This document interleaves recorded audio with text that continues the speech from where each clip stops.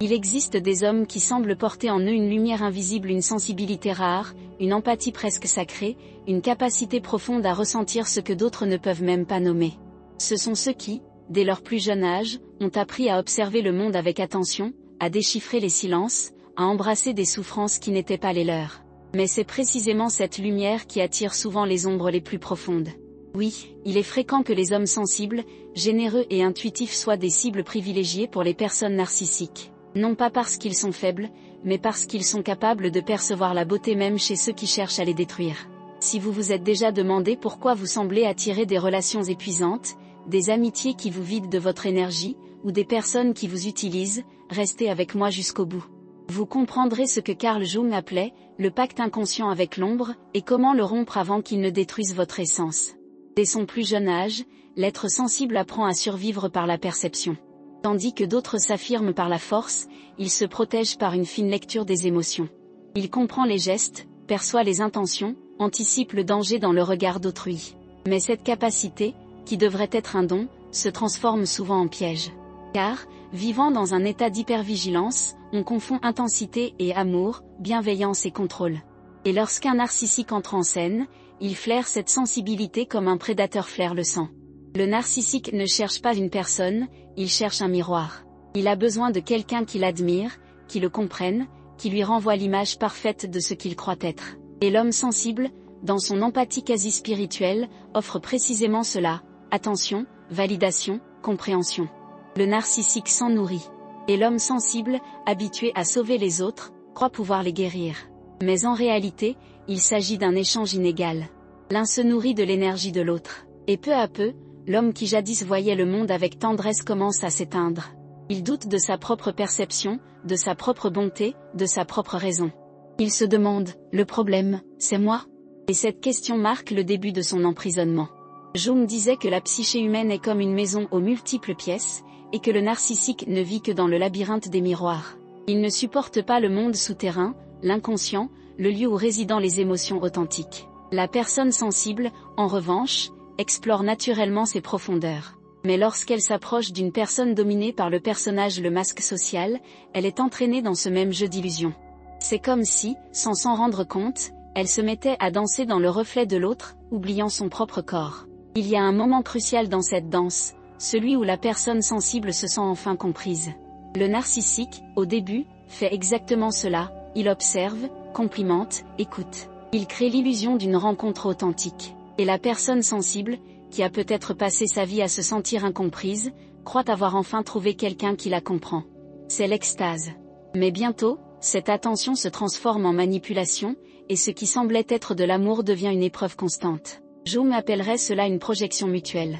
La personne sensible projette son âme, croyant être en présence d'un être profond, alors qu'en réalité, elle ne voit que le reflet de sa propre empathie. Le narcissique, quant à lui, projette son vide intérieur et cherche quelqu'un pour le combler. Il en résulte un cycle de dépendance psychologique. L'un a besoin d'être admiré, l'autre a besoin de se sentir indispensable. Et tous deux se perdent. Cette dynamique est si puissante car elle agit sur l'inconscient. Elle n'est pas rationnelle. L'homme sensible porte souvent une blessure ancienne, liée à l'enfance, au sentiment de ne pas avoir été vu, compris, reconnu. Lorsqu'il rencontre quelqu'un qui le fait se sentir spécial, même temporairement, il retourne à cet état émotionnel douloureux et tente de guérir le passé par le présent. Le problème, c'est que le narcissique n'offre que la promesse de la guérison, jamais la guérison elle-même. Il y a aussi un aspect culturel. Pendant des siècles, on a appris aux hommes à réprimer leurs émotions. La personne sensible grandit en croyant que sa sensibilité est un défaut. Alors, quand quelqu'un l'accepte même à tort, elle s'y accroche de toutes ses forces. Elle accepte les abus déguisés en amour, le silence déguisé en paix, le contrôle déguisé en bienveillance. Elle se sacrifie au nom d'un lien qui n'a jamais vraiment existé. Mais il existe un tournant décisif, il survient lorsque la personne sensible prend conscience que sa souffrance est le langage par lequel son inconscient tente de la rappeler à lui. Que chaque relation toxique est, en réalité, le reflet d'une part d'elle-même qu'elle n'a pas encore intégrée. Jung disait que « nul ne s'illumine en imaginant des figures de lumière, mais en prenant conscience de l'obscurité ». La personne sensible doit précisément faire cela, cesser de fuir sa propre force, sa propre affirmation de soi, sa propre colère contenue. Cette colère est souvent diabolisée, mais elle recèle la clé de la libération. C'est le cri intérieur qui dit « ça suffit ». Non pas contre l'autre, mais contre sa propre tendance à se perdre. Lorsque la personne sensible comprend qu'elle n'a pas besoin d'être comprise pour exister, qu'elle n'a pas besoin d'être utile pour être aimée, elle cesse d'être une proie. Elle reprend le contrôle de son énergie et le narcissique perd immédiatement son pouvoir. Mais cette libération n'est pas instantanée. C'est un processus. C'est un dénouement symbolique d'années de conditionnement émotionnel. Cela implique d'affronter la peur de décevoir, d'être perçu comme dur ou froid. Cela implique d'apprendre à poser des limites sans culpabilité, ce qui, pour un homme empathique, peut paraître violent. Mais il n'en est rien. C'est la maturité. C'est l'individuation, le chemin dont parlait Jung, où l'homme cesse de vivre pour le reflet des autres et commence à vivre pour son propre centre. Nombreux sont ceux qui, en cherchant à guérir, tombent dans l'excès inverse, ils se ferment, deviennent cyniques et perçoivent chaque relation comme une menace. Or, il ne s'agit là que d'une autre forme de défense. La véritable guérison réside dans l'équilibre, ressentir sans se noyer, comprendre sans se soumettre, aimer sans disparaître. La personne sensible n'a pas besoin de cesser d'être sensible, elle a simplement besoin d'apprendre à distinguer l'empathie de l'abandon total, l'amour du sauvetage, le lien de la dépendance. Et voici l'enseignement le plus profond de Jung, la conscience de l'ombre. Le narcissique est, symboliquement, le miroir qui oblige la personne sensible à regarder en face les aspects d'elle-même qu'elle refoule, le désir d'être admirée, la peur du rejet, le besoin de contrôle déguisé en bienveillance. Lorsqu'elle intègre ces aspects, elle cesse de projeter ses propres défauts. Elle cesse de chercher l'amour salvateur, car elle comprend enfin que le véritable amour commence par l'acceptation de sa propre imperfection. Curieusement, c'est à ce moment précis que le narcissique se désintéresse. Car ce qui le motive, ce n'est pas l'amour, mais le reflet de la vulnérabilité. Lorsque la personne sensible commence à se voir clairement, l'énergie cesse de circuler de la même manière. Le miroir se brise. Et le prédateur, privé de toute source d'admiration, se met en quête d'une autre proie. Se réveille, cependant, s'accompagne de solitude. Le silence qui suit la séparation est assourdissant. L'homme sensible a l'impression d'avoir perdu une partie de lui-même car, d'une certaine manière, c'est le cas. Il a perdu l'illusion. Il a perdu le besoin d'être choisi.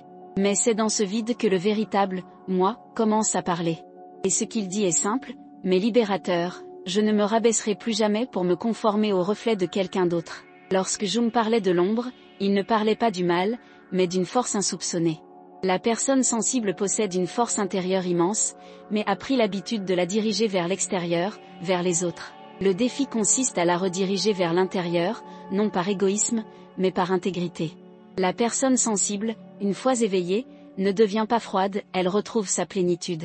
Et c'est peut-être là le véritable paradoxe, c'est précisément l'empathie qui le sauvera, mais non pas une empathie aveugle, mais une empathie consciente. Celle qui reconnaît qu'aider n'est pas synonyme d'anéantissement de soi-même. Que comprendre n'est pas accepter les mauvais traitements. Que aimer n'est pas synonyme de se perdre soi-même. Peut-être vous reconnaissez-vous dans ce cycle. Peut-être y êtes-vous pris actuellement, ou essayez-vous d'en sortir. Mais le simple fait que vous lisiez ceci est déjà un signe que la conscience commence à émerger. Et une fois la conscience éveillée, il n'y a pas de retour en arrière. Dans la prochaine partie, nous explorerons les racines psychologiques de ce schéma, comprendre pourquoi certaines personnalités sont irrésistiblement attirées par les narcissiques et comment rompre définitivement ce lien invisible qui les retient captives. Car la liberté ne consiste pas à se protéger des autres, mais à se connaître soi-même si profondément que personne ne puisse manipuler ce que l'on n'a pas encore compris en soi. Il arrive un moment où un homme sensible réalise que quelque chose cloche profondément, sans pouvoir l'expliquer. La relation semble parfaite en apparence. Les conversations continuent, les gestes persistent, l'amour est toujours exprimé. Et pourtant, il ressent un vide presque physique. Comme si, petit à petit, son énergie était aspirée dans un abîme invisible. C'est alors qu'il commence à se sentir coupable de choses qu'il n'a pas faites, honteux d'émotions qu'il ne devrait pas ressentir, et qu'il a peur de dire ce qu'il pense vraiment. Et le plus étrange, il se demande quand tout a commencé à disparaître. Tout commence subtilement. Le narcissique ne se présente pas comme un méchant, mais comme un sauveur. Il vante vos différences, souligne votre sensibilité comme une qualité exceptionnelle, et affirme n'avoir jamais rencontré quelqu'un d'aussi compréhensif, d'aussi mûr, d'aussi à l'écoute. C'est une séduction émotionnelle, non physique. Il observe vos forces, silencieusement, les transforme en faiblesse. Plus vous vous ouvrez, plus il apprend à décrypter votre âme. Et lorsqu'il maîtrise ce langage, il l'utilise contre vous. Imaginez ceci, vous êtes dans une pièce remplie de miroirs. Au début, ces miroirs reflètent votre meilleure version. Vous vous voyez fort, admirable, entier, Mais, petit à petit, un à un, les miroirs commencent à déformer le reflet. Votre visage s'allonge, vos yeux s'assombrissent, votre corps semble rapetisser. Et vous ne réalisez pas que c'est le même miroir qui a changé, vous croyez que c'est vous qui vous transformez. C'est exactement ainsi qu'agit un narcissique, il change les règles sans prévenir, modifie l'atmosphère de la relation sans explication et vous amène à remettre en question votre propre perception. Et quand vous essayez de le confronter, il sourit. Il prétend que vous exagérez, que vous êtes trop sensible, que vous interprétez tout de travers. La manipulation se dissimule sous un calme imperturbable, comme si le problème résidait dans votre incapacité à gérer les choses, rationnellement. C'est un jeu psychologique cruel, et celui qui fait preuve d'empathie en est perdant. Car la personne sensible croit toujours que l'amour peut tout résoudre. Il suffit de plus de compréhension, de plus de patience, de plus de pardon. Elle ne réalise pas qu'elle combat un ennemi qui se nourrit précisément de cela, sa tentative de résoudre l'inexistant. On entend des témoignages d'hommes qui, après des années de relations de ce genre, se réveillent un jour et ne se reconnaissent plus. Ils ne savent plus ce qu'ils aiment, ce dont ils rêvent, ce qu'ils désirent. Ils sont devenus le prolongement de la volonté de l'autre. Ils vivent sur la défensive, cherchant à éviter les crises, à ne pas déplaire. L'un d'eux a décrit son expérience ainsi: « J'attendais le moment où tout redeviendrait comme au début, à l'époque où elle me regardait comme si j'étais le seul homme au monde. Mais ce début n'est jamais revenu. Et chaque tentative pour le retrouver me détruisait un peu plus. » Voici le cercle vicieux le plus cruel. La personne sensible croit pouvoir retrouver la magie, qu'à force d'efforts, elle sera récompensée. Mais le narcissique ne recherche pas l'équilibre, il veut le contrôle. Il crée une pénurie affective pour maintenir l'autre dans une situation de dépendance. Et plus vous recherchez l'affection, plus il se retire, plus son pouvoir grandit. C'est le jeu du « tirer et relâcher », un jour il est aimant, le lendemain distant, un jour il complimente, le lendemain il humilie subtilement. On ne sait jamais à quoi s'attendre. Et c'est précisément cette imprévisibilité qui le piège. Carl Jung disait que l'inconscient se plaît à la répétition, surtout des blessures non cicatrisées. La personne sensible retourne inconsciemment au même type de relation, tentant cette fois de réparer les erreurs du passé. Elle croit qu'en étant plus patiente, plus attentionnée, plus compréhensive, elle parviendra enfin à briser le cycle.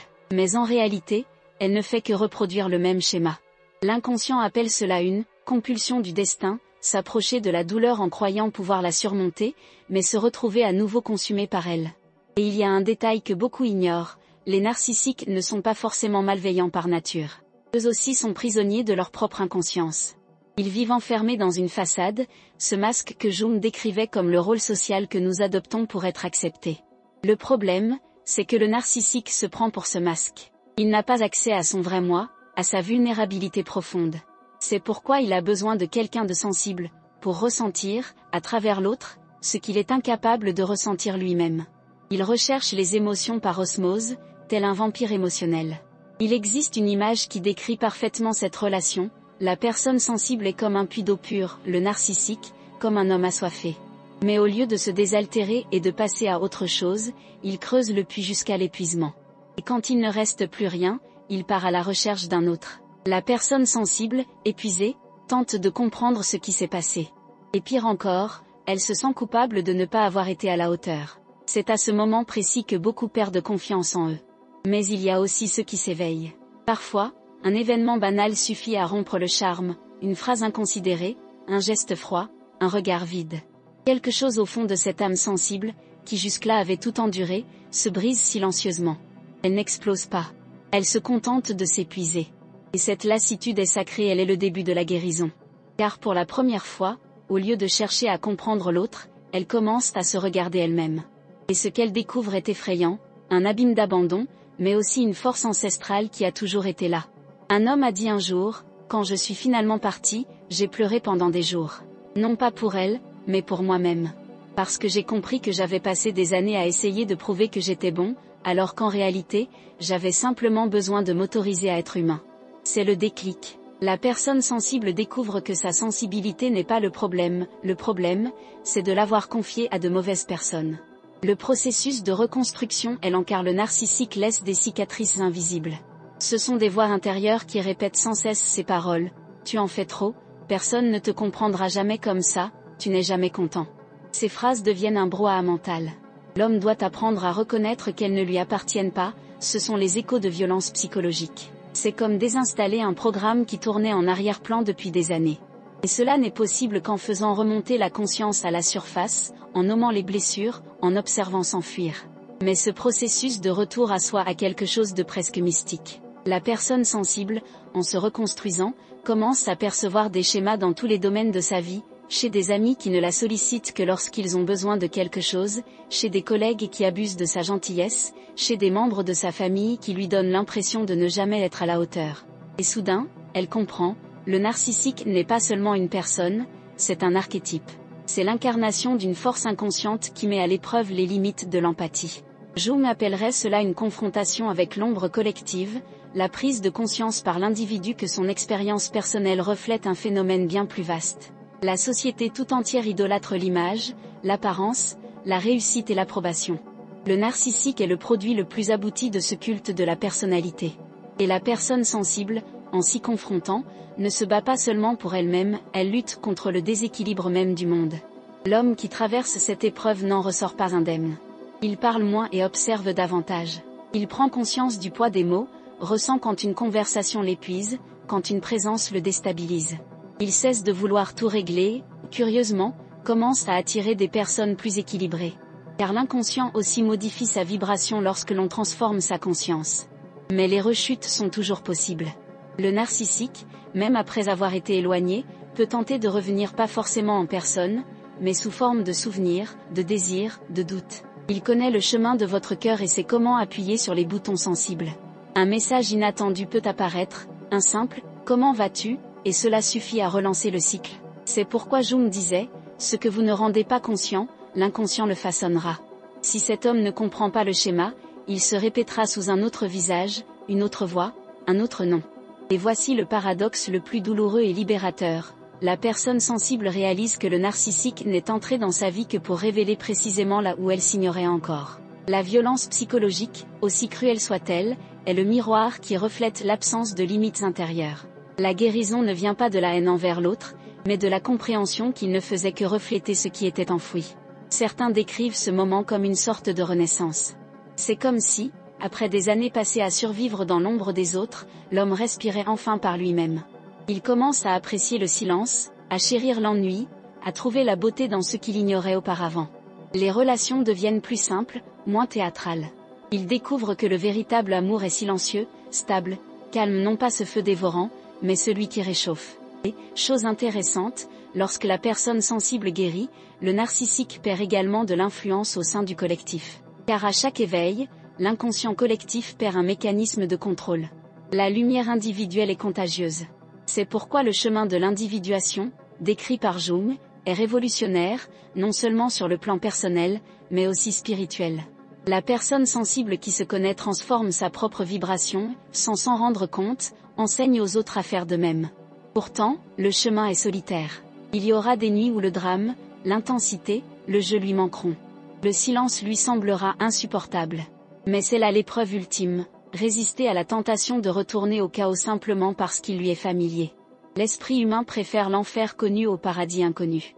Mais le cœur, une fois libéré, ne s'emprisonne plus. La personne sensible découvre alors une vérité simple et pourtant profonde, ce n'est pas l'amour qui la détruit, mais l'amour mal orienté. L'empathie n'est pas l'erreur est de la gaspiller et d'en faire une simple monnaie d'échange. Elle comprend que le véritable pouvoir ne réside pas dans le fait de changer l'autre, mais dans celui de ne pas le laisser changer qui il est. Et lorsqu'elle prend enfin conscience de cela, quelque chose change à jamais. Il n'a plus rien à prouver. Il n'a besoin ni d'être compris, ni d'être loué, ni d'être validé. Il est, tout simplement. Et, paradoxalement, c'est là que naît le véritable magnétisme, celui qui attire l'authenticité, non le besoin. Jung disait que la rencontre de deux personnalités est comme le contact de deux substances chimiques, s'il y a réaction, les deux se transforment. Mais à présent, le plus sensible réagit différemment. Il ne se dissout pas, il s'épanouit. Ce qui lui causait autrefois des souffrances lui permet désormais de comprendre. Il se retourne et y voit non seulement une relation, mais une initiation. Un passage symbolique de l'enfant en manque d'amour à l'homme qui s'est aimé. Et c'est à cet instant que le cycle s'achève. Le narcissique cesse d'être l'ennemi, il devient, malgré lui, le maître. Mais l'histoire ne s'arrête pas là. Car comprendre ce schéma n'est que la première étape. La suivante consiste à l'intégrer. Et cette intégration exige quelque chose d'encore plus difficile que le détachement, elle requiert une introspection et la reconnaissance de son propre narcissisme. Oui, même l'homme sensible a une part de lui qui aspire à être admiré, accepté, applaudi. Et c'est dans cette reconnaissance que commence la véritable libération. Dans la prochaine partie, nous explorerons ce point souvent négligé, le narcissisme intérieur. Ce fragment qui habite même les cœurs les plus tendres. Car ce n'est que lorsque l'homme sensible accepte de posséder lui aussi une part d'ombre qu'il atteint enfin sa plénitude. Et, une fois entier, plus personne ne peut le manipuler. Il existe une vérité dérangeante que presque personne n'aime admettre, l'homme sensible cache aussi un narcissisme en lui. Il ne le manifeste pas par l'arrogance, il ne s'impose pas par la force, mais le dissimule derrière quelque chose de plus subtil, le besoin désespéré d'être perçu comme une bonne personne. C'est le piège le plus dangereux, car il semble être une vertu, mais n'est qu'une autre forme de vanité. L'homme sensible se croit aimant, serviable, compréhensif, mais souvent, il cherche seulement à conforter son image d'indispensable. Et c'est dans cet entrefer que le cycle recommence.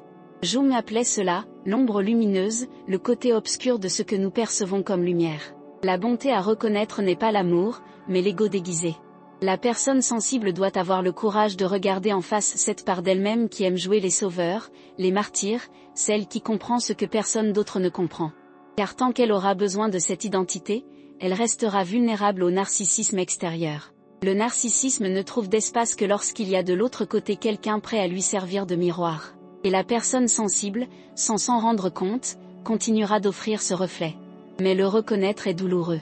Personne ne veut admettre que son empathie puisse être enracinée dans l'orgueil. Que sa générosité découle parfois de la peur du rejet. Que son silence face aux abus est, au fond, un appel à l'amour maladroit. Lorsqu'un homme est confronté à cette réalité, il a l'impression de trahir sa propre essence. Il se demande, comment puis-je être le problème, si je n'ai fait que trop aimer ? Et c'est là que le véritable travail commence, lorsque l'amour cesse d'être une excuse et se transforme en miroir. Avez-vous déjà remarqué que ceux qui recherchent le plus la paix sont parfois ceux qui attirent le plus le chaos ? Pourquoi les bonnes personnes semblent-elles vivre entourées d'épreuves, de relations difficiles et de malentendus ? Peut-être parce que la vie ne cherche pas à les punir, mais à leur montrer que la bonté sans conscience est une forme de vulnérabilité. L'univers n'envoie pas de méchants par hasard, il envoie des enseignants déguisés. Le narcissique est l'un de ces enseignants. Il n'enseigne pas par les mots, mais par son absence. Il enseigne la valeur des limites, l'importance de dire non, l'art de lâcher prise. Vient un moment où l'homme sensible cesse de lutter contre le narcissique et commence à l'observer. Et quelque chose d'extraordinaire se produit, la peur se dissipe. Il comprend que la manipulation ne fonctionne que tant qu'il subsiste en lui un besoin d'approbation. Lorsque ce besoin disparaît, le pouvoir de l'autre s'évapore. Le narcissique tente de provoquer, mais il n'y a plus aucune réaction. Il tente de contrôler, mais trouve la sérénité. Il tente de blesser, mais n'atteint que le vide. Car l'homme sensible a appris ce que Jung appelait l'intégration de l'ombre, il ne nie plus rien de ce qu'il est, ni la lumière ni l'obscurité. Mais cette intégration n'est pas seulement psychologique. Elle est presque mystique. Elle implique un retour symbolique à son âme. L'homme commence à se souvenir de qui il était avant les blessures, avant les masques, avant le rôle de soignant. Il se souvient du garçon qui regardait le monde avec curiosité, qui pleurait sans honte, qui s'émerveillait des petites choses. Et il réalise que le narcissique l'a forcé à retrouver cet enfant. Paradoxalement, c'est le prédateur qui lui a montré le chemin du retour vers l'innocence, non pas la naïveté, mais la pureté qui sait se protéger. Et si la douleur était en réalité le langage secret de l'inconscient ? Et si chaque personne qui vous a blessé ne faisait que révéler une facette de vous-même que vous ignoriez encore ? Cette idée paraît cruelle, mais elle est libératrice. Car lorsqu'on comprend que rien n'a été vain, que chaque déception avait une signification symbolique, le passé cesse d'empoisonner le présent. On ne nie plus la souffrance, mais on la transforme en sagesse. Et c'est à ce moment précis que l'âme mûrit non par l'oubli, mais par l'assimilation. Le tournant décisif survient lorsqu'il réalise qu'il n'a plus à choisir entre la bonté et la force. La société lui a fait croire que sensibilité et pouvoir sont incompatibles, mais Jung a prouvé le contraire. Le véritable pouvoir naît de la conscience de son propre abîme. Celui qui connaît son ombre ne craint plus l'obscurité d'autrui. Il n'a plus besoin de se contrôler ni de se justifier. Il est, tout simplement. Et cet état d'authenticité silencieuse est ce qui terrifie le plus le narcissique. Car il ne peut contrôler ceux qui ne cherchent pas à être compris. Mais il y a une chose à laquelle la personne sensible doit encore faire face, le vide laissé par l'absence de drame. Elle a passé tellement de temps à vivre dans une intensité émotionnelle telle que le calme lui paraît insupportable. Il est fréquent qu'au réveil, elle se sente engourdie, comme si la vie lui manquait. Ce qu'elle ne comprend pas, c'est que ce calme n'est pas une absence, mais une reconstruction. Le corps, l'esprit et le cœur ont besoin d'apprendre à vivre sans l'adrénaline constante du conflit. La paix intérieure doit également être cultivée. Avez-vous déjà remarqué à quel point le silence peut être plus éloquent qu'un cri ? Il existe une solitude qui, loin de blesser, instruit. C'est dans cet espace que la personne sensible se découvre pour la première fois, sans avoir besoin d'un public. Elle commence alors à se poser des questions simples. Que désirais-je vraiment ? Qu'est-ce qui me fait du bien ? Qu'est-ce que je fais uniquement par peur de décevoir les autres ? Et chaque réponse s'accompagne de petites ruptures, des amitiés qui se délitent, des habitudes qui perdent leur sens, des lieux qui ne la reconnaissent plus. Ces pertes ne sont pas des punitions, mais des purifications. Les êtres sensibles, une fois éveillés, deviennent incompatibles avec le mensonge. Ils commencent à déranger ceux qui vivent d'apparence, car leur présence révèle l'artifice. Ceux qui les admiraient autrefois prennent leur distance. Et cela fait mal, car ils ont toujours voulu être aimés pour leur authenticité. Mais ils comprennent désormais que l'authenticité a un prix, une solitude temporaire. C'est le désert qui précède la renaissance. Et si cette solitude était un rite de passage ? Et si, au lieu de l'isoler, elle le préparait ? Car c'est dans le silence que l'inconscient s'exprime le plus. Jung disait, « Celui qui regarde à l'extérieur rêve, celui qui regarde à l'intérieur s'éveille. » L'homme sensible, en explorant son fort intérieur, commence à rêver différemment. Des rêves symboliques et récurrents, des messages qui semblent venir d'un autre temps. Il comprend que l'inconscient ne le punit pas, mais cherche à communiquer. Et chaque symbole est une clé. Parfois, ce dialogue se manifeste par d'étranges coïncidences, un livre qui tombe de l'étagère sur la page exacte, une phrase entendue dans la rue qui répond à une vieille question, une rencontre inattendue avec quelqu'un qui dit exactement ce qu'il avait besoin d'entendre. Jung appelait cela la synchronicité lorsque le monde extérieur reflète ce qui se passe à l'intérieur. Pour la personne sensible, ces expériences sont des rappels qu'elle n'a jamais été seule. Que ce processus a une signification plus profonde. Mais une révélation change tout, le narcissique extérieur ne disparaît jamais complètement, il se métamorphose. Il peut se transformer en une voix intérieure qui le critique, le compare, le rabaisse. Et si la personne sensible n'y prend pas garde, elle se mettra à répéter les mêmes phrases qu'elle a déjà entendues. Tu ne seras jamais assez bien, tu es trop sensible, tu compliques tout. C'est l'ombre qui tente de reprendre le dessus. Et c'est là que l'homme doit se montrer implacable, non pas avec haine, mais avec présence. Avez-vous déjà remarqué comment l'esprit s'efforce de saboter toute tentative de changement ? Comment il invente des raisons de retourner au confort de ses anciennes souffrances ? Peut-être a-t-il changé, peut-être que le problème vient de moi. Ce sont des pensées circulaires qui vous maintiennent prisonnier de l'illusion qu'il reste quelque chose à sauver. Mais l'éveil n'est pas linéaire. Il exige des chutes, des revers et des recommencements. La différence, c'est que l'homme a désormais conscience des mécanismes en jeu. Il sait reconnaître quand l'inconscient tente de reproduire le même schéma. Et, en prenant conscience de cela, le cycle s'affaiblit. La véritable guérison ne consiste pas à oublier le passé, mais à apprendre à vivre sensifié pour se définir. La personne sensible découvre qu'elle peut exister sans avoir besoin d'être le sauveur, la personne compréhensive, la personne différente. Elle n'a plus besoin de justifier de ressentir plus que les autres. Sa sensibilité cesse d'être un fardeau et devient un radar, une boussole qui la guide vers des relations plus équilibrées, un travail plus épanouissant, des expériences plus authentiques. Elle ne recherche plus l'intensité, elle recherche la vérité. Et lorsqu'il atteint ce stade, un phénomène extraordinaire se produit, la compassion revient. Non pas cette compassion aveugle qui accepte tout, mais une compassion lucide, aux limites bien définies. Il peut regarder le narcissique ou toute personne difficile et ressentir de l'empathie sans s'impliquer. Il comprend que l'autre agit selon son niveau de conscience, et non comme un ennemi personnel. C'est une libération silencieuse, pardonner sans avoir besoin de revenir en arrière. Avez-vous déjà pensé que la plus grande forme d'amour consiste peut-être tout simplement à ne pas se perdre soi-même ? Car rester fidèle à soi-même, dans un monde qui cherche constamment à nous modeler, nous manipuler et nous déformer, est un acte de courage. L'homme sensible qui a survécu à un narcissique découvre que le véritable héroïsme ne réside pas dans le fait de sauver autrui, mais dans celui de ne pas renoncer à son âme. Et pourtant, il y a quelque chose de plus profond. Jung disait que le soi, le centre de la psyché, ne recherche pas une harmonie facile, mais la plénitude. Cela signifie que l'homme doit apprendre à vivre avec ses propres contradictions. Il peut être à la fois sensible et ferme, compatissant et affirmé, spirituel et rationnel. Il cesse de vivre dans les extrêmes. Il devient paradoxal et donc complet. Le narcissiste intérieur, qui dominait jadis, se transforme alors en allié, une force d'affirmation de soi, non de domination. Il y a quelque chose de mystérieux là-dedans, comme si l'univers récompensait ceux qui osent reconnaître leur part d'ombre. De nouvelles opportunités se présentent, des personnes plus authentiques entrent en contact avec nous, des chemins qui semblaient fermés s'ouvrent. Ce n'est pas de la magie, c'est de la cohérence. Lorsque l'énergie intérieure change, le monde extérieur réagit. La personne sensible, qui attirait auparavant ceux qui l'épuisaient, attire désormais ceux qui la reflètent de manière positive.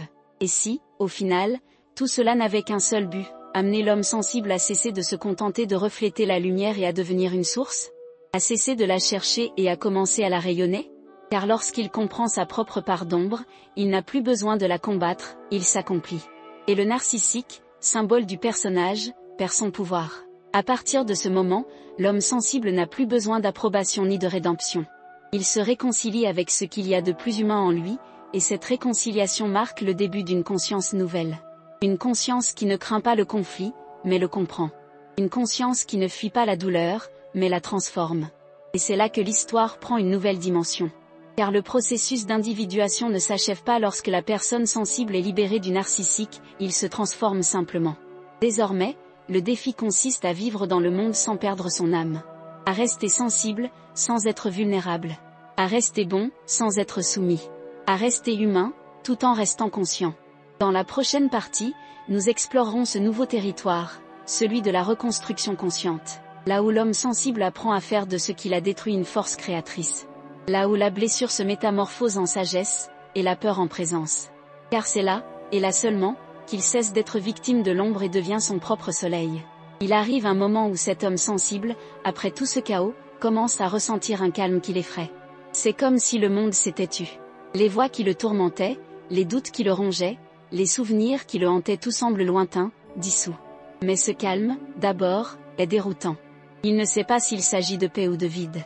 Il a passé tellement de temps à lutter contre le reflet des autres que, face au silence, il ne sait plus où donner de la tête. Et c'est alors que quelque chose de mystérieux se produit, l'inconscient se remet à parler, mais autrement. Non pas avec douleur par signe. Un homme raconta qu'un matin, en marchant dans la rue, il vit un papillon se poser sur son épaule. Scène banale, certes, mais quelque chose en lui réagit profondément. C'était la première fois depuis des mois qu'il se sentait vivant. Un autre confia qu'après une relation abusive, il avait commencé à rêver régulièrement d'une pièce sombre et d'une porte entr'ouverte. Dans chaque rêve, il entendait des pas de l'autre côté, mais n'osait jamais l'ouvrir. Jusqu'à cette nuit où, enfin, il poussa la porte et se réveilla en pleurs. À son réveil, il sentait qu'un seuil avait été franchi en lui. Pour Jung, ce type d'expérience symbolisait la transformation intérieure, le passage de l'inconscience à l'intégration. L'âme, enfin, se reconstruisait. Ce qui est curieux, c'est qu'à ce stade, la personne sensible ne cherche plus de réponses dans les livres, les thérapies ou auprès de gourous. Elle commence à apprendre du quotidien. Chaque geste, chaque rencontre, chaque silence devient une leçon. Elle comprend que le monde extérieur ne fait que refléter ce qui se passe déjà en elle. Et les coïncidences, auparavant perçues comme de simples hasards, deviennent des messages. Elle comprend que la vie a toujours parlé, c'est elle qui ne savait pas écouter. Cette nouvelle façon d'écouter change tout. Mais le processus n'est pas linéaire. De temps à autre, le passé tente de ressurgir. Le narcissique, ou l'archétype qu'il représente, réapparaît. Parfois sous forme de nostalgie, parfois sous les traits d'une nouvelle personne, différente en apparence mais animée de la même énergie. Et la personne sensible, si elle n'y prend pas garde, tombe dans le piège du « cette fois, c'est différent ». Le cycle tend à se répéter, et l'univers observe pour voir si la leçon a été retenue. C'est cette épreuve silencieuse qui détermine si elle a véritablement été assimilée. Vous êtes-vous déjà demandé pourquoi les épreuves de la vie se répètent jusqu'à ce que nous changions enfin de réaction? Parce que l'inconscient est persistant. Il ne se contente pas d'un apprentissage théorique, il aspire à une véritable transformation. Et cette transformation n'a lieu que lorsque l'énergie qui le perdait est utilisée autrement. Ce qui le détruisait le fortifie désormais. Les êtres sensibles apprennent à canaliser leur douleur en création. C'est ainsi que naissent les artistes, les penseurs et les commissaires d'exposition. Ceux qui, en plongeant dans leurs propres abysses, reviennent avec quelque chose à offrir au monde. Une étude intéressante publiée par l'Université de Cambridge a observé que les personnes dotées d'une grande empathie et ayant vécu des relations abusives développent généralement une perception symbolique plus fine, elles perçoivent des schémas, des nuances et des significations cachées dans leurs expériences. Jung aurait qualifié cela de « vision archétypale ». C'est comme si l'âme, blessée, acquérait une nouvelle signification. La douleur, lorsqu'elle est vécue consciemment, élargit notre perspective. La personne sensible commence alors à percevoir le monde d'une manière presque poétique, non pas par idéalisation, mais par compréhension.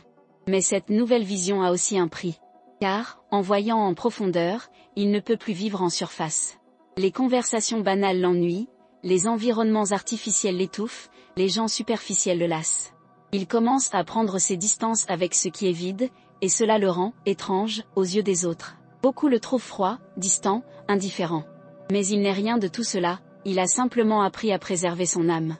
Il donne ce qu'il a, mais seulement à ceux qui savent le recevoir. Et c'est dans ce détachement que se manifeste la puissance la plus silencieuse, la présence. L'homme sensible n'a plus besoin de s'expliquer, de convaincre ni de prouver quoi que ce soit. Son énergie parle pour lui. Son regard mêle sérénité et fermeté. Il ne réagit pas, il observe. Il ne se précipite pas, il comprend. Il est devenu ce que Jung appelait un « individuum », l'être tout entier, et non plus un fragment de quelqu'un. Mais le destin, maître de l'ironie, tend toujours un dernier piège aux âmes éveillées, la tentation d'utiliser leur conscience nouvelle comme une défense. L'homme éclairé, s'il n'y prend garde, commence à se détacher excessivement de l'humanité. Il devient si protecteur qu'il s'isole émotionnellement. Il devient le sage solitaire, qui comprend tout mais ressent peu. Et, sans s'en rendre compte, il devient le même genre de miroir qui l'emprisonnait jadis poli, spiritualisé, certes, mais toujours un miroir. L'ombre se pare désormais de lumière. Vous est-il déjà arrivé de feindre la paix alors qu'au fond de vous, vous n'aviez qu'une envie, hurler ? Avez-vous déjà dissimulé votre lucidité pour ne plus jamais ressentir la peur, la colère, la douleur ? C'est ce que Jung appelait « se gonfler de soi », lorsqu'une personne, en s'approchant du centre, se croit supérieure à l'humanité elle-même. Le danger est ici insidieux, croire que la conscience rend invulnérable.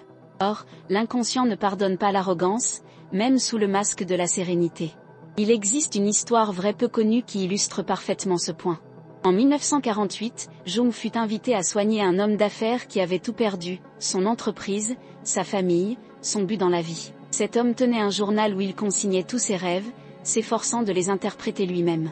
Passionné par la psyché, il vivait pourtant dans la souffrance. À la lecture de ses notes, Jung perçut quelque chose d'inquiétant, l'homme ne cherchait pas à guérir, mais à se distinguer. Il transformait sa souffrance en un spectacle intérieur.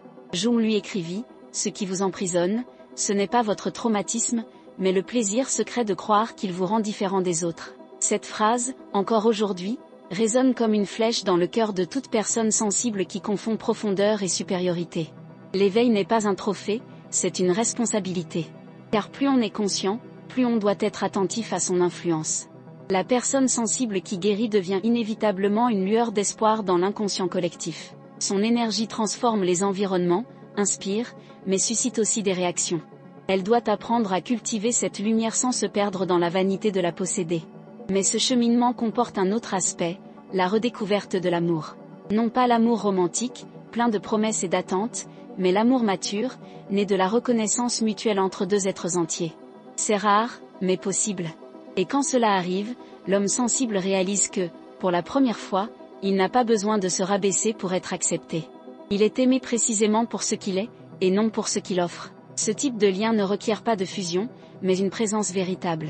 Et le plus curieux, plus il est libre, plus il devient fort. Un thérapeute suisse, disciple de Jung, a rapporté un cas surprenant, un patient, manipulé pendant près de 10 ans par un partenaire narcissique, est revenu des années plus tard, remarié.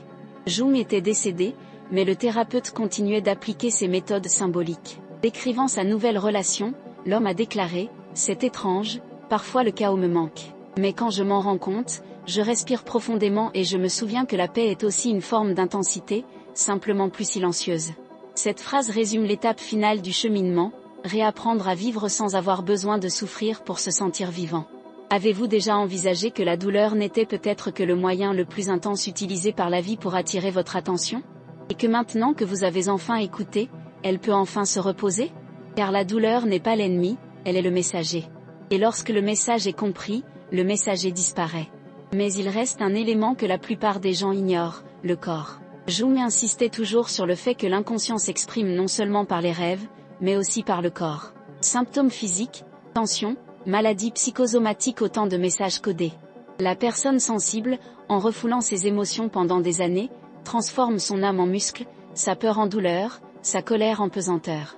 Et lorsque la guérison commence, le corps réagit. On entend des témoignages de personnes qui, après avoir rompu des liens toxiques, ont vu disparaître des douleurs inexplicables. D'autres, souffrant d'insomnie depuis des années, ont retrouvé un sommeil paisible pour la première fois. Le corps est le miroir le plus fidèle de l'âme.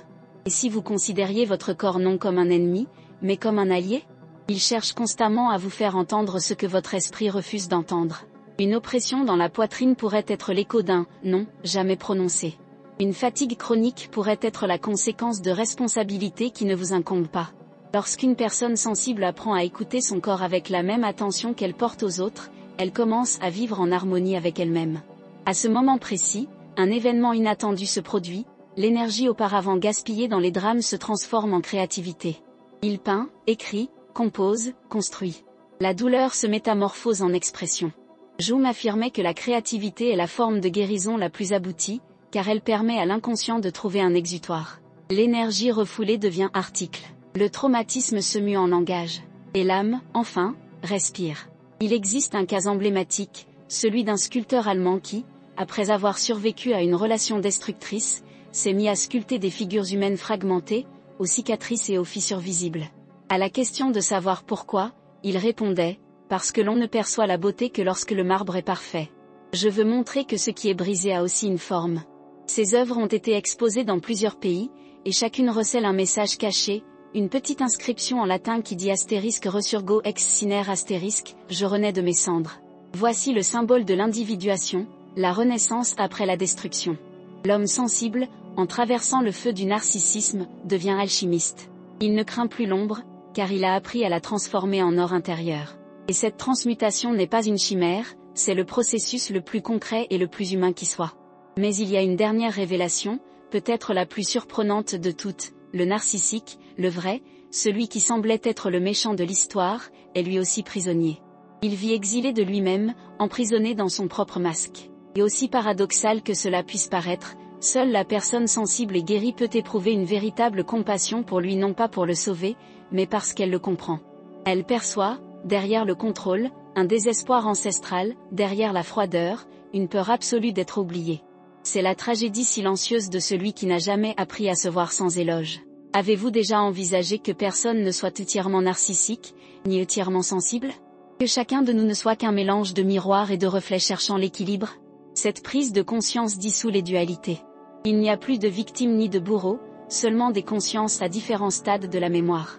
Celui qui souffre et celui qui ressent apprennent, d'une certaine manière, la même leçon, celle de reconnaître leur propre valeur sans avoir besoin du regard d'autrui. Et lorsque cette compréhension mûrit, l'homme sensible saisit enfin ce que Jung voulait dire lorsqu'il affirmait que « la tâche la plus noble de tout être humain est de devenir ce qu'il est vraiment ». Cette phrase, simple et monumentale, renferme notre destinée à tous, cesser de jouer des rôles et commencer à exister pleinement. Dès lors, un homme n'a plus besoin de fuir les relations, ni de prouver qu'il a tourné la page. Il vit naturellement. L'amour cesse d'être un champ de bataille et devient un partenariat entre deux consciences éveillées. Il ne cherche plus l'autre pour se compléter, mais la présence qui l'accompagne. Et cela change tout. Le cycle est presque achevé.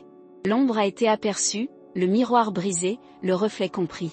Mais une dernière étape demeure la plus difficile et la plus belle, apprendre à transmettre son expérience, sans imposer, sans sauver, mais en inspirant. Car celui qui a traversé l'enfer et en est revenu le cœur intact porte en lui le remède dont le monde a le plus besoin. Dans la prochaine partie, nous verrons comment cette sagesse silencieuse se manifeste dans la vie pratique, dans nos choix, nos relations, notre travail et notre spiritualité.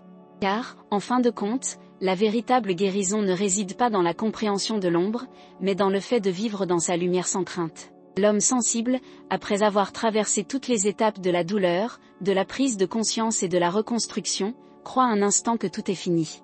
Que le pire est derrière lui, que la vie a enfin retrouvé son équilibre. Mais c'est précisément à cet instant lorsqu'il baisse sa garde qu'un événement inattendu se produit. Un vieux schéma ressurgit, déguisé en nouveauté. Une autre personne apparaît, avec des gestes et des paroles d'une grande douceur, qui semblent jaillir d'un cœur sincère. Elle l'écoute, le comprend, lui fait sentir à nouveau qu'il est vu. Et lui, qui avait juré de ne plus jamais rechuter, sent son cœur s'ouvrir comme si le temps avait remonté le temps. C'est l'épreuve ultime. La plus subtile et la plus dangereuse. Car désormais, le narcissique ne se présente ni comme un méchant, ni comme un charmeur. Il apparaît sous les traits d'un reflet évolué, quelqu'un qui semble conscient, spirituel, équilibré. Mais derrière cette apparence, le même vide persiste. Le même jeu de pouvoir silencieux. Seul l'homme sensible, désormais éveillé, perçoit des signes qu'il ignorait auparavant, de petites incohérences, des paroles qui sonnent faux, des compliments calculés. Un léger frisson le parcourt, l'intuition que quelque chose cloche. Et cette fois, il ne le nie pas. Il le ressent, l'observe et reste. Mais il reste conscient. Voilà la différence. Le cycle tente de se répéter, mais il ne trouve plus de terrain fertile. La personne sensible n'a plus besoin de fuir, elle a simplement besoin d'être présente. Elle a appris que le véritable pouvoir ne réside pas dans l'évitement du chaos, mais dans le fait de rester entière au sein même de celui-ci. Alors, lorsque le narcissique essaie de la ramener dans la danse, elle sourit calmement. Elle ne réagit pas. Et le jeu s'effondre. Car le contrôle dépend de la réaction. Sans réaction, il n'y a pas de contrôle. C'est à ce moment précis que le miroir se brise définitivement. Mais il y a un rebondissement encore plus important, l'homme réalise que le narcissique n'est plus une personne extérieure. Désormais, il émerge de lui-même, dans les moments d'insécurité, de doute et de tentation de reprendre son ancien rôle de sauveur. Il commence à entendre sa propre voix intérieure tenter de le convaincre, peut-être ai-je été trop dur, peut-être que le problème vient vraiment de moi. Ce sont les vieilles voix, les vestiges d'un système émotionnel qui, pendant des années, s'est nourri de culpabilité. La différence, c'est que maintenant, il les reconnaît. Et le simple fait de les reconnaître suffit déjà à rompre le charme.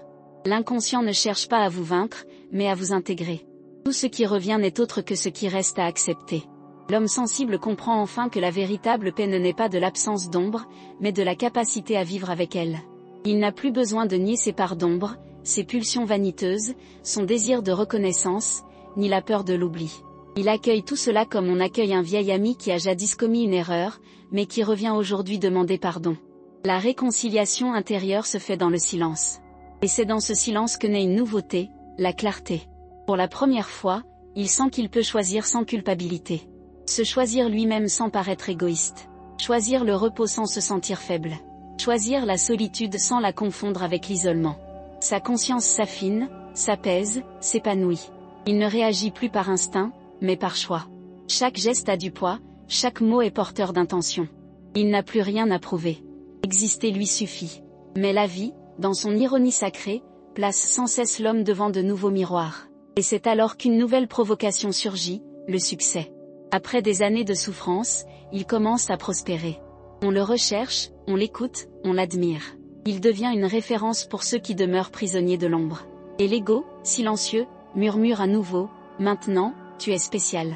C'est le cycle sous une autre forme plus sophistiquée, plus séduisante. L'épreuve de l'ombre n'est pas seulement la douleur, mais aussi la lumière. Et s'il n'y prend garde, le reflet l'engloutit à nouveau.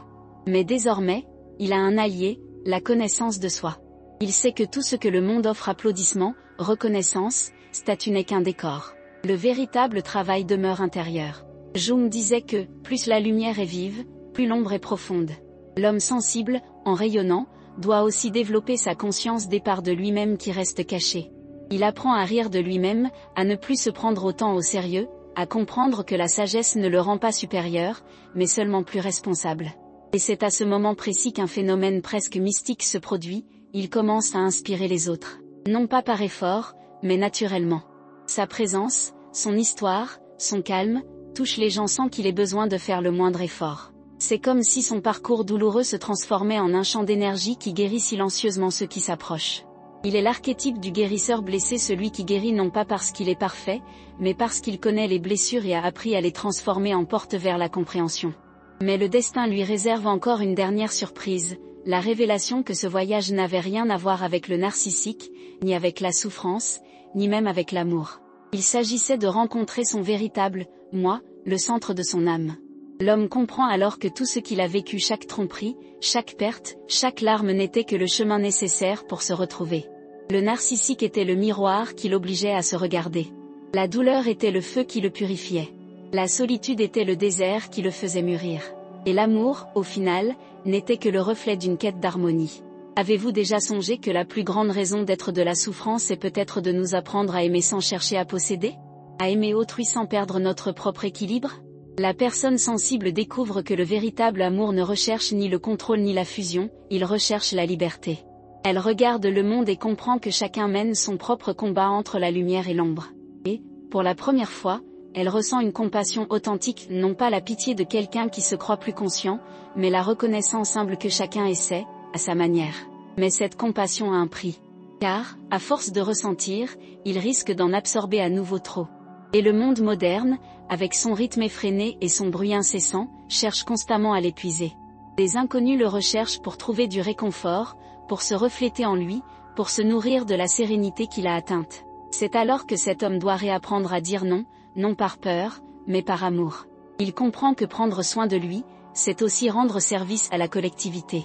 Que préserver sa propre lumière intérieure est le plus grand acte de générosité. Un jour, un patient de Joum, après des années de thérapie, lui demanda ce qu'était la véritable guérison. Il répondit, « Guérir, c'est ne plus avoir besoin que les choses soient différentes. » Cette phrase résume l'étape finale du cheminement.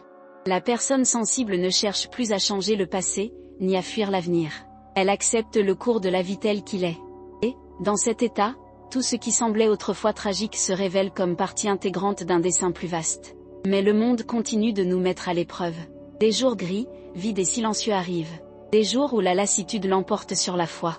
Des jours où la vieille peur de la solitude ressurgit, même sans raison.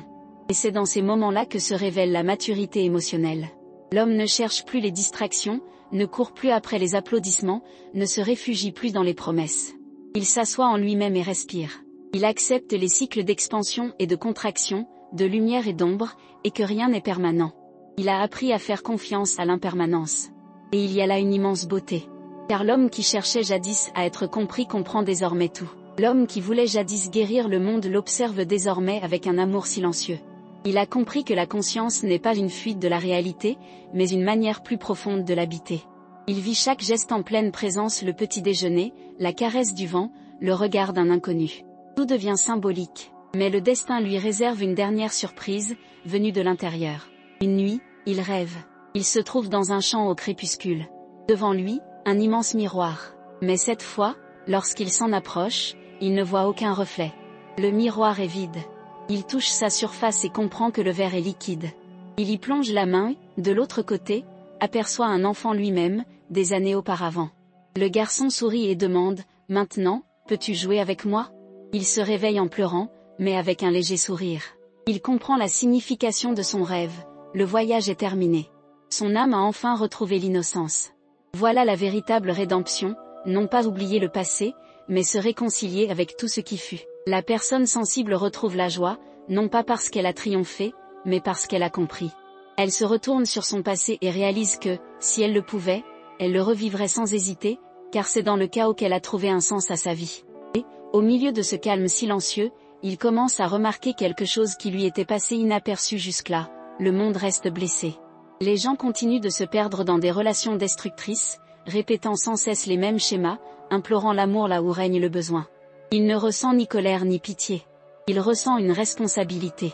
Car désormais, il sait ce que c'est que de tomber et de se relever, ce que c'est que de se perdre et de se retrouver. Il comprend qu'il est impossible de sauver qui que ce soit, mais qu'il est possible d'inspirer par l'exemple. Dès lors, sa vie se mue en un acte de service silencieux. Non pas au sens religieux ou moral, mais existentiel. Il vit avec une telle authenticité que sa seule présence devient une invitation à la vérité. Et sans s'en rendre compte, cet homme sensible accomplit le but ultime de son cheminement, devenir le miroir qui reflète non pas l'ego, mais l'essence. Avez-vous déjà remarqué que les personnes les plus sages parlent peu, et pourtant leurs paroles résonnent pendant des jours? C'est parce qu'elles parlent d'un lieu qui ne cherche pas à convaincre, mais qui parle d'expérience. La personne sensible a atteint cet état. Elle n'a plus besoin d'expliquer ce que signifie être sensible, ni de se défendre contre ceux qui la traitent de faible. Elle a compris que la force réside dans ce qui demeure doux même après la tempête. Et puis, un jour, sans prévenir, il réalise qu'il ne pense plus au passé. Le poids s'est évanoui. L'histoire est devenue une leçon. Il marche d'un pas léger. Le monde n'a pas changé, c'est lui qui a changé. La douleur n'a pas disparu, mais elle a perdu de son emprise. Il la porte désormais comme un tatouage sur son âme, la marque du chemin parcouru pour arriver là où il est aujourd'hui. Mais il y a quelque chose d'encore plus subtil, quelque chose que seuls ceux qui l'ont vécu comprennent: le temps se transforme. L'avenir n'effraie plus, le passé n'emprisonne plus. Tout se déroule dans un présent continu. L'homme sent qu'il appartient à la vie et que la vie, d'une certaine manière, lui appartient. Il sourit sereinement, car il a enfin percé le mystère, rien de ce qu'il a vécu n'était contre lui. Tout était pour lui. Et lorsque ce nouveau cycle s'achève, il se souvient des mots de Jung: celui qui regarde à l'extérieur rêve, celui qui regarde à l'intérieur s'éveille. Cet homme sensible s'est tourné vers l'intérieur. Il a vu l'abîme, s'est regardé dans le miroir et a aimé ce qu'il y a trouvé. Et maintenant, éveillé, il avance, non pas en victime, non pas en sauveur, mais en homme accompli. Le silence qui l'accompagne n'est plus solitude, il est présence. Il n'a plus besoin de reflets, car il est devenu lumière. Et lorsqu'il marche, sans hâte, le monde autour de lui semble respirer à son rythme. Car, au fond, nous sommes tous à un moment donné cet homme. Et nous tous, tôt ou tard, devrons traverser l'ombre pour découvrir qui nous sommes vraiment. Dans la dernière partie, tout s'achève. Le voyage de l'homme sensible trouve son aboutissement, le point où l'amour et la conscience ne font plus qu'un, où la lumière et l'ombre cessent d'être ennemies et deviennent une seule et même vérité. Le voyage ne s'achève ni par des feux d'artifice ni par des révélations, mais par le silence. Un silence qui ne pèse pas, mais qui accueille. L'homme sensible, qui a erré parmi des miroirs brisés et des ombres ancestrales, s'éveille à quelque chose qui semblait impossible: la simplicité. La vie n'a plus besoin d'explications, de contrôle ni de promesses. L'air qui pénètre dans les poumons est déjà un miracle. Le lever du soleil suffit. L'âme, après tant de tumulte, trouve le repos. Et c'est dans ce repos que commence la véritable transformation. Car tout ce qu'il a appris, la douleur, le narcissisme, l'empathie, l'ombre, est inutile si cela reste purement théorique. La conscience doit devenir pratique, elle doit s'incarner, elle doit se traduire en action. C'est dans le quotidien que l'homme sensible découvre s'il s'est véritablement libéré. C'est lorsqu'on l'interrompt, qu'on le critique, qu'on l'ignore, qu'il réalise si la vieille blessure est encore vive. C'est lorsque le passé tente de lui murmurer les mêmes schémas qu'il apprend à choisir autrement. Et à chaque choix, son âme se fortifie. Jung disait que la vie ne commence pas à la naissance, mais au moment où l'on décide d'être conscient. Et la conscience ne consiste pas à savoir ce qu'il faut faire, mais à savoir ce que l'on fait, même lorsqu'on a tort. L'être éveillé ne devient ni un saint, ni parfait. Il devient simplement honnête. Il ressent la colère, mais ne la nie pas. Il ressent la peur, mais n'en a pas honte. Il ressent l'amour, mais ne le renie pas. Il comprend que l'intégrité émotionnelle ne réside pas dans l'élimination des extrêmes, mais dans leur coexistence harmonieuse, sans que l'un ne détruise l'autre. Avez-vous déjà remarqué combien il est difficile d'être simplement présent? Nous cherchons constamment à fuir l'ennui, la douleur, le vide, et même la joie. L'esprit a besoin de mouvements incessants, de distractions. Mais la présence exige du courage. Il faut accepter l'instant présent sans vouloir le changer. Et la personne sensible l'apprend à ses dépens. Après avoir tant essayé de transformer le monde qui l'entoure, elle comprend que le seul territoire qu'elle peut véritablement transformer est son propre fort intérieur. Et cette transformation ne se fait pas d'un coup. C'est une pratique quotidienne, faite de petits gestes conscients. C'est choisir d'écouter avant de réagir. C'est dire « non » quand le corps crie « ça suffit ». C'est apprendre à respirer profondément face au chaos et se souvenir que tout est éphémère. C'est cesser de chercher l'approbation dans des yeux qui n'ont jamais su voir. C'est comprendre que la bienveillance n'est pas soumission, que l'empathie n'est pas sacrifice, que l'amour n'est pas salut. L'homme sensible comprend enfin que son rôle n'est pas de réparer qui que ce soit, mais de vivre avec une telle authenticité qu'il inspire les autres à faire de même. Il n'impose rien, ne convainc pas, ne prêche pas. Il est, tout simplement. Et être, dans un monde habitué aux masques, est déjà un acte révolutionnaire. Il découvre que la lumière n'a pas besoin d'être exhibée, seulement d'être entretenue. Car le véritable éclat ne naît pas de l'exposition, mais de la constance. Il y a quelque chose de profondément libérateur dans cette découverte, réaliser qu'on n'a pas besoin d'être guéri pour commencer à bien vivre. La perfection est une cruelle illusion, un piège de l'esprit qui repousse l'amour jusqu'à ce que tout soit résolu. Mais la vie continue maintenant, même avec des blessures ouvertes, même avec des incertitudes. Guérir, ce n'est pas l'absence de douleur, c'est la capacité de continuer à avancer malgré elle. Avez-vous déjà réfléchi au nombre de fois où vous avez attendu d'être prêt à faire quelque chose? Prêt à aimer, à changer de travail, à prendre un nouveau départ, à pardonner? Mais le secret, c'est que personne n'est jamais vraiment prêt. La préparation naît du mouvement. Le premier pas semble toujours insuffisant, et c'est précisément pour cela qu'il est le plus important. La personne sensible apprend que le courage n'est pas l'absence de peur, mais la décision de persévérer même en tremblant. Il comprend aussi que la spiritualité ne se trouve ni dans les temples ni dans les livres, mais dans la manière de vivre au quotidien. Elle se manifeste dans la façon dont il s'adresse aux vendeurs, dont il regarde un inconnu dans les yeux, dont il traite ceux qui ne peuvent rien lui offrir. Elle réside dans la capacité d'être pleinement présent à chaque geste, faire la vaisselle, embrasser un ami, se recueillir en silence. Il découvre que la vie est un temple et que chaque geste est une prière. Mais le monde continuera de le mettre à l'épreuve. Il continuera de lui présenter des personnes qui reflètent ses blessures non cicatrisées, des situations qui le provoquent, des défis qui le font douter de lui-même. Et c'est dans cette confrontation qu'il prend conscience de sa maturité. Avant, ces épreuves le détruisaient. Désormais, elles le façonnent. Il ne se demande plus « pourquoi moi ?» mais « dans quel but ?» Et chaque réponse qui émerge le rapproche un peu plus de l'essentiel. Il y a une maturité tranquille à accepter que tout le monde ne changera pas, que certaines relations sont irréversibles, que certaines personnes ne verront jamais ce qu'ils voient. L'homme sensible, enfin, cesse de vouloir forcer les autres à ouvrir les yeux. Il comprend que chacun a son propre temps d'éveil.